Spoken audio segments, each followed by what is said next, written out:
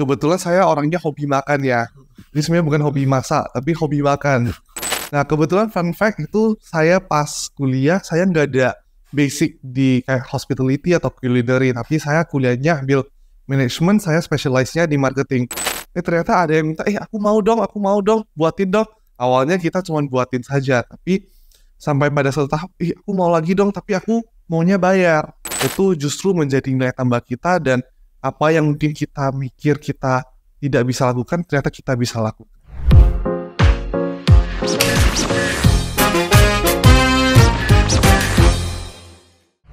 Halo semuanya, welcome to Making You Better You Show bersama saya Alvaro Regitius, host untuk episode kali ini.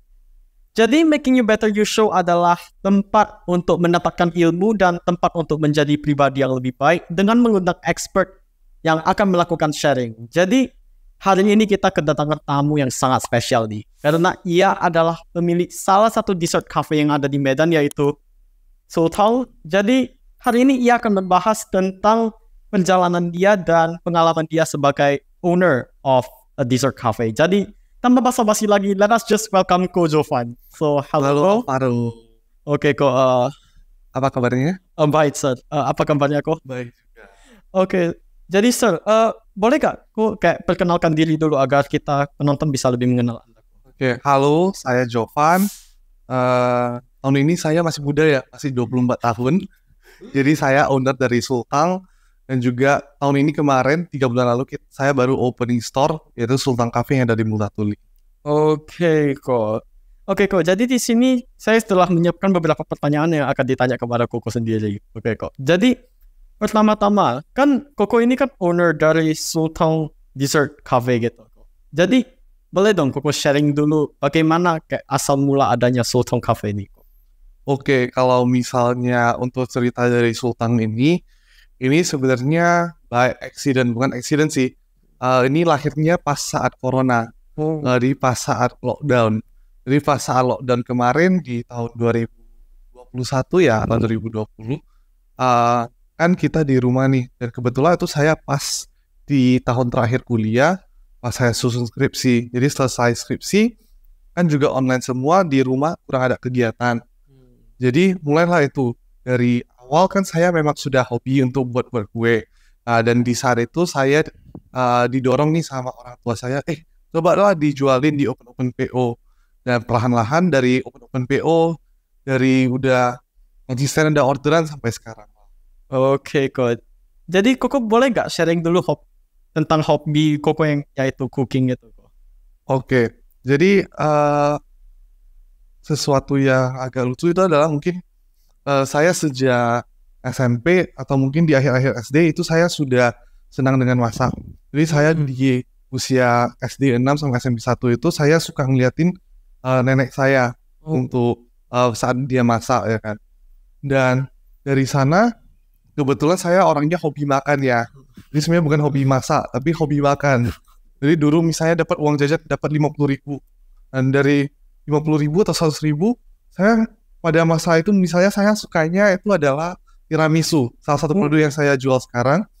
Itu dengan 100.000 contohnya, saya kalau beli, saya cuma dapat 2 potong kue tiramisu. Tapi di saat itulah, karena saya hobi makan, saya maunya makannya banyak, saya ke YouTube searching resep. Dan dari situ, dari 100.000 itu saya beli bahan, dan saya bisa buat 8 kue tiramisu sendiri. Meskipun rasa dan penampilan nggak sekeren yang ada di store lah ya, misalnya nggak seprofesional itu, tapi I'm quite happy with that. Dan sejak itu muncullah habit. Jadi sejak dari SMP 3 sampai SMA 3 itu setiap minggu itu aku kreasi. Jadi setiap bisa masak dessert, masak pasta dan sebagainya. Oke, Ko. Jadi itu semuanya bisa dibilang mulai dari hobi ya, Ko? Ya, mulai dari hobi makan dan hobi masak. Oke, Ko. Jadi kan sebagai laki-laki ya, Ko, kan mayoritas itu kan jarang gitu yang ada hobi masak gitu.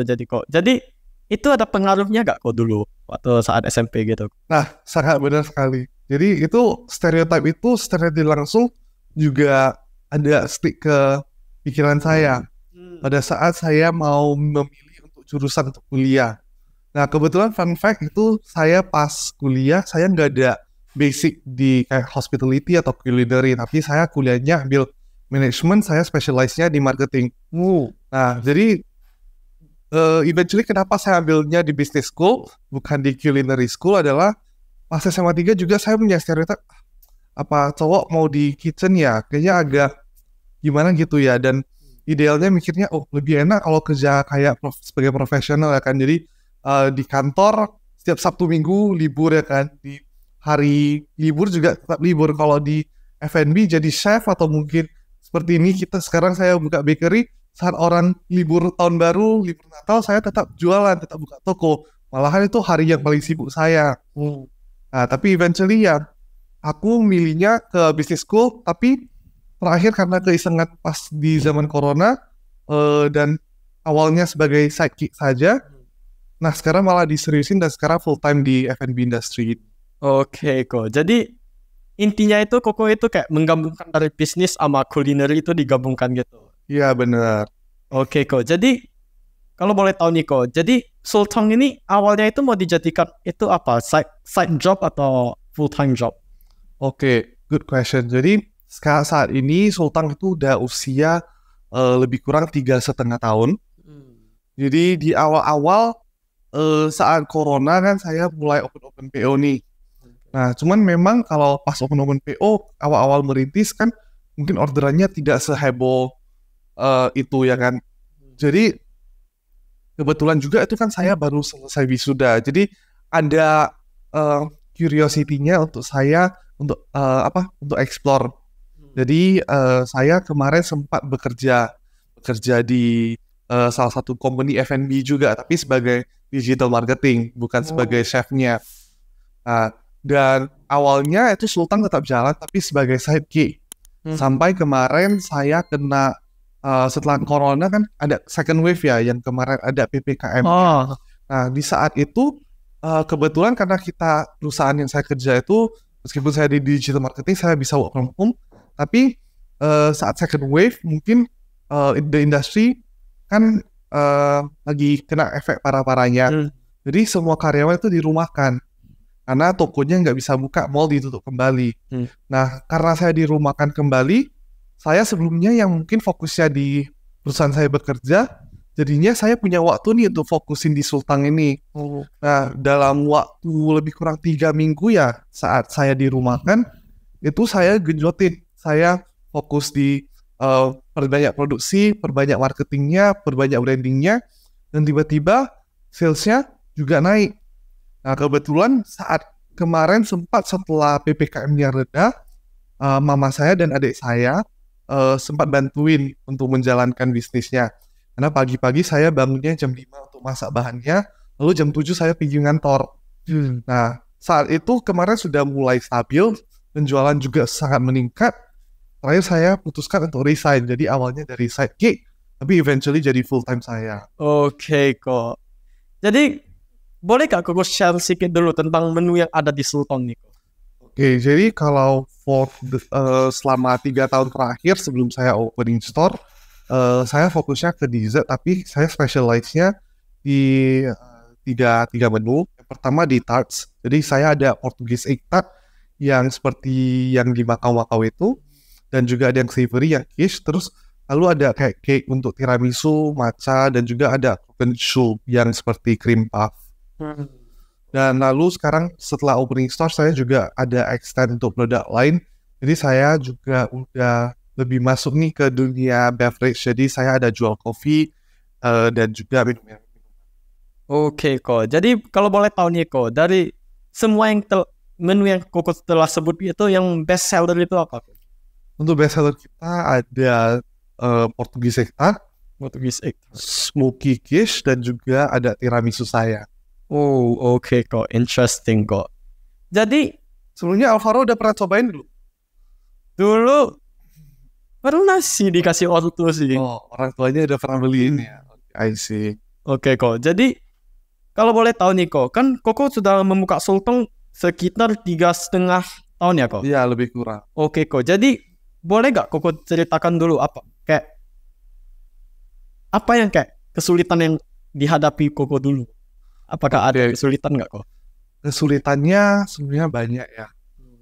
Mungkin ada beberapa. Mungkin yang pertama kesulitannya mungkin lebih ke arah egonya ya. Jadi awal-awal nih, contohnya pas baru-baru open PO, misalnya di dalam satu weekend saya bisa dapat 50 orderan. Nah, terus minggu depannya lagi bisa meningkat nih jadi 60. Jadi tiap di story makin lama makin banyak. Tapi nanti setelah berjalan 2 bulan, 3 bulan, nanti bakalan, tentunya bisnis kan ada ups and downs ya kan. Ketika bisnisnya mulai turun, agak berkurang nih peminatnya. Sempat juga, ayo, udahlah berhenti aja lah. Aduh, malu nih kalau story makin lama makin sedikit. Kan banyak tekanannya kan. Tapi eventually karena ada lingkungan saya yang mungkin positif ya, ada teman-teman, keluarga yang suportif, kita malahan menambah menu. Jadi mungkin sebenarnya dulu ada tiramisu sama tart saja. Dan dari sana saya coba berkreasi. Jadi sebenarnya tart saya bukan hanya cuma satu rasa, tapi sekarang udah ada 12 rasa. Jadi di sana menjadi tantangan saya di awal-awalnya. Lalu ada tantangan lain adalah ya saya harus terus keluar dari zona nyaman. Dan ya karena tanggung jawab saya itu udah semakin besar ya, karena kebetulan sebenarnya sekarang saya total punya 15 staff. Jadi saya nggak boleh cepat puas. Jadi saya harus tetap kalau misalnya penjualan lagi kurang nih, kita harus cari cara nih gimana kita nge-boost, karena kita juga udah ada tanggung jawab kan. Jadi kendala-kendalanya lebih ke arah sana sih. Oh, oke kok. Jadi itu intinya itu kayak awalnya itu gara-gara ego dan akhirnya Ya mungkin itu mungkin kemarin kalau misalnya saya kemakan ego, mungkin ada gengsinya tinggi ya kan. Mungkin kemarin pas setengah tahun pertama itu aku udah berhenti nih, nggak lanjutin lagi. Tapi kemarin kebetulan lingkungan saya yang aku bilang kayak lumayan positif, lumayan mendorong, lanjut dong. Dan saya juga membuat banyak produk lain baru. Jadinya saya nggak jadi berhenti. Oke kok. Jadi itu gara-gara kayak support yang dikasih oleh orang-orang sekitar. Oke kok. Jadi kalau boleh tanya nih kok, jadi kan Sultong ini 3,5 tahun udah buka nih kok. Jadi apakah dalam 3,5 tahun tersebut ada kayak kenangan yang terkesan yang ada Koko tentang Sultong? Banyak sekali ya. Mungkin saya bisa mulai dari salah satu pencapaian pertama. Mungkin bisa dibilang pencapaian lah. Karena setelah kita udah jalanin online 1,5 tahun, kita sampai pada titik pertama di mana kita pameran pertama nih di Sun Plaza. Jadi awalnya juga kayak kita invest di booth contohnya, dan juga uang sewa. Dan itu biayanya kan nggak murah ya kan. Jadi awalnya kira setidaknya kita balik modal aja nih, nggak usah sampai untung-untung banget, asal jangan rugi aja ya kan tujuan awalnya. Terus aku udah siapin stok sebanyak A lah ya kan, untuk 4 hari. Tapi ternyata respon dari semua customer saya itu sangat positif. Jadi bahan yang saya siapkan untuk 4 hari itu habis dalam 1 hari. Nah, jadi kayak itu membuat ada kepuasan tersendiri ya. Karena mungkin dari masa COVID, kita mulai COVID-nya sudah reda, kita ikut pameran pertama, dan dari situ kita semakin pede. Jadi kita banyak-banyak ikut pameran. Jadi dalam setahun kemarin kita ada ikut mungkin lebih dari 12 event. Wow. Oke kok. Dan juga selanjutnya satu lagi adalah mungkin banyak impian dari UMKM atau mungkin online shop lah ya. Jadi kemarin juga saya udah mencapai salah satu wishlist saya, itu kita opening store. Jadi aku juga rasa itu salah satu pencapaian sebagai yang awalnya mulai dari online business owner, pelan-pelan nabung dari semua pendapatan selama online. Dan dari itu saya baru udah ngumpulin sampai bisa sewa dan juga renovasi.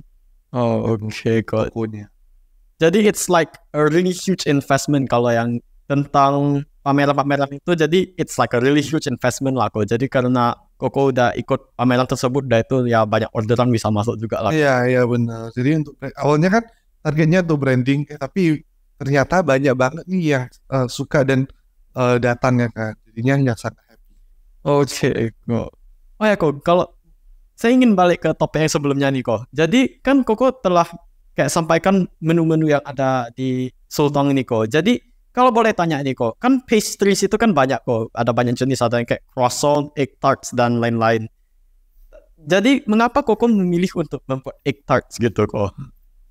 Nah, kalau untuk itu sebenarnya nggak ada reason, itu justru awal-awal pas COVID itu kita banyak eksperimen resep-resep.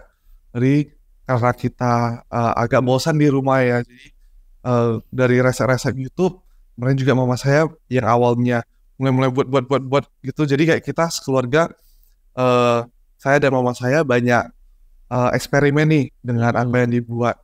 Jadi awal-awalnya sebenarnya buat untuk konsumsi sendiri, karena pas era COVID kan kita ada ketakutan nih ya kan. Jadi misalnya kita orderan makanan dari luar, entah terkontaminasi virus enggak ya. Jadi kita buatnya sendiri. Jadi saat dibuat kita ngepost foto-foto. Ternyata ada yang minta, aku mau dong, buatin dong. Awalnya kita cuma buatin saja, tapi sampai pada suatu tahap, aku mau lagi dong, tapi aku maunya bayar. Jadi asal mulanya dari sana sih. Oke kok. Dari teman dan family lah yang tertariknya dulu. Oke kok. Oh ya kok, kalau boleh tahu nih kok, jadi kok ada rencana gak untuk Sultang itu dibuka di beberapa daerah yang ada di Indonesia kok? Oke. Jadi kebetulan ya untuk di Indonesia ya mungkin end goal-nya mungkin pengen banget ya. Tapi awalnya mungkin dalam beberapa tahun awal ini saya mau fokusnya mungkin di Medan aja. Mungkin aja bisa menambah beberapa cabang di area Medan dulu. Karena ya untuk F&B kalau dari saya sendiri saya fokusnya ke kualitas. Jadi itu adalah integritas dari kami. Jadi kita daripada kita terlalu fokus untuk ekspansi, nanti saya nggak bisa ke handle semuanya, makanannya tidak konsisten, kembali lagi kan nanti customer-nya yang bakalan kecewa ya kan. Jadi untuk saat ini saya mau fokusnya di Medan untuk menjaga konsistensi, dan so far juga saya udah cukup happy karena seperti tadi pagi ya kan ada orderan untuk 30 pieces untuk dibawa ke Jakarta. Jadi udah sampai ada yang ke Jakarta, ke Singapura, ke Australia, dan juga ke Batam ya kan. Jadi ya pengennya juga bisa jadi oleh-oleh khas Medan ya. Oke kok. Jadi ini saya dapat tanya nih kok. Jadi ini untuk semua penonton yang senang menonton podcast ini. Jadi kok apakah ada tips and trick gitu untuk para pembisnis pemula jika mereka ingin memulai bisnis, apalagi di bidang F&B ini kok? Oke, aku rasa ini bukan advice atau trik untuk hanya yang mau jadi pembisnis, tapi ini advice yang universal ya menurut saya ya. Karena kalau dari dulu ini aku salah satu orang yang selalu sangat totalitas di segala hal. Jadi mungkin contohnya aku bilang, ambil contoh di pas saya masih menjadi mahasiswa nih. Nah kebetulan saya menjadi mahasiswa, terus saya juga aktif di organisasi, ya kan. Dan juga mungkin kemarin aku ada part-time juga ngajar misalnya contohnya. Nah jadi di setiap kesempatan itu saya memposisikan diri, saya punya tanggung jawab pertama sebagai mahasiswa. Nah kebetulan lagi kemarin dulu aku dapat beasiswa ya kan. Jadi aku ada tanggung jawab untuk menjaga nilai saya untuk tetap nggak di bawah yang ditargetkan. Terus menjadi bagian dari organisasi, saya punya proyek-proyek atau kewajiban yang harus saya jalanin ya kan.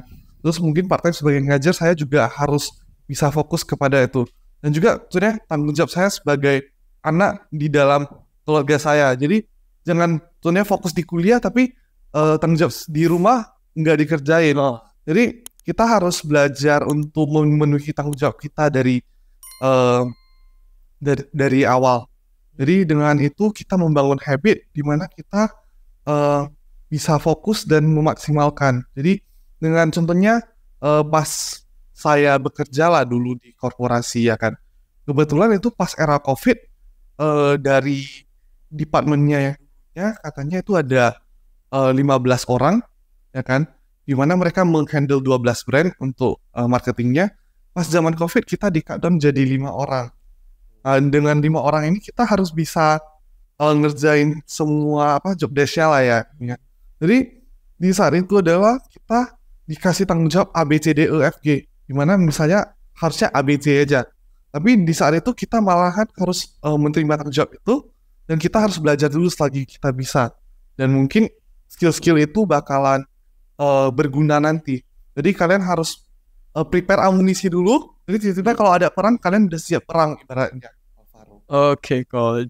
Jadi intinya itu kita harus kayak sebelum mau buat sesuatu gitu, kita harus prepare semata-mata mungkin. Jadi ketika opportunity-nya datang, kita udah ready nih.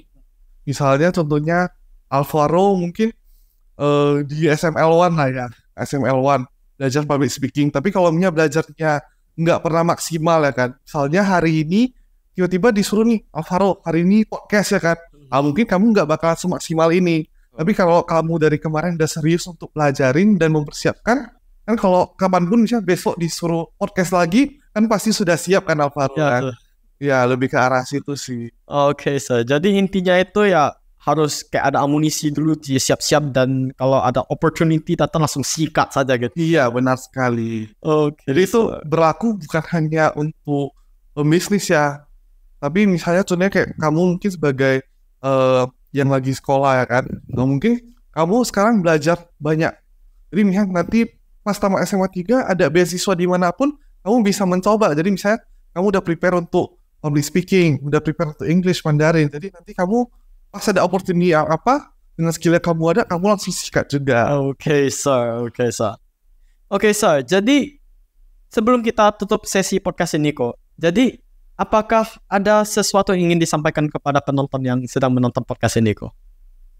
Oke, kalau untuk pesan dari saya itu never stop learning, karena banyak banget contohnya saya bilang di industri saya ya, contohnya saya sering ikut event-event di luar sana, banyak ternyata yang di bidang F&B itu bukan orang tamatan dari culinary school, malahan ada teman saya yang tamatan dari sekolah informatika contohnya kan, atau mungkin ada yang ambil jurusan teknik sipil. Jadi tidak ada yang bisa membatasi kalian untuk try new things dan untuk bisa sangat handal di satu hal. Jadi selama kalian mau belajar, selama kalian mau tahu. Jadi tentunya saya juga kemarin mungkin saya bukan ahlinya di pastry, atau mungkin saya bukan ahlinya di coffee, tapi dengan ketekunan dan kita ingin mau tahu, itu justru menjadi nilai tambah kita, dan apa yang mungkin kita mikir kita tidak bisa lakukan, ternyata kita bisa lakukan. Oke, kok. Dan untuk semua penonton, ingat kata Coach Zulfan, never stop learning and always try new things, because ya di dunia ini tidak ada waktunya untuk berhenti belajar itu. Ada banyak hal yang bisa kita belajar di dunia ini. Jadi, that's all for today's podcast. Saya terima kasih kepada semua penonton yang telah menonton podcast ini sampai habis, dan terima kasih Coach Zulfan karena telah meluangkan waktu untuk ada di podcast ini. Sama-sama. Jadi, that's all for today's podcast. Saya always signing out. Have a nice day.